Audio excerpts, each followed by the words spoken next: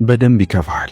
ምናልባት ላንተ መሳሳትና መጨነቅ የነበረባቸው ሰዎች እያስቀየሙ ወይም አስቀይመው ይሆናል። ታዝናለህ፣ ያስለቅሷል።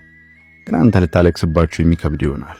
እየወደድካቸው እየደከምክላቸው ያለህን ሁሉ ሳሰስት እየሰጣቸው እንኳን ምንም እያደረግክላቸው እንዳልሆነና በዳይ አድርገው የሚስሉ ይኖራሉ። ያማል። በተለይ ሊታመምልህ የሚገባው ሲያሳምምህ ይበልጥ ያማል።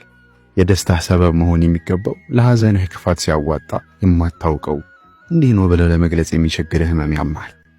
አንዳንዴ ሁሉም ለበጎ ነው ሲሉ ያንተ እንዲህ መሆን በጎነቱ ምንም ሊታየህና ሊዋጥልህ አይችልም። አንተ ላይ የደረሰው ሁሉ ለበጎ ነው የማለት ድፍረት ባይኖረኝም ይህን ሁሉ ተቋቁመህ መገኘትህ በጎ ነገር አለው። በእነዚህ ሁሉ ፈተናዎች ስንት ነገር እንዳወቅ፣ ስንት ነገር እንዳስተዋልክ፣ ስንት ወዳጅና ጠላትን እንደቃኘህበት ማን ያውቃል? መቼስ በውስጥ ያጠራቀምከው ለጉድ ነው። ይሄ ሁሉ መከፋትና ህመም ቢደርስብህም ጥሩነትና ታጋሽነት በምድር እንዳልጠፋ ተምሳሌት ሆነህ እስከነ ህመምህ እስከነ መከፋትህ አብሽሩ። ሰው በህይወት ያሉትን እንጂ ሙታኖችን አይፈታተንም። ምንም ይሁን ምን በህይወት አለን።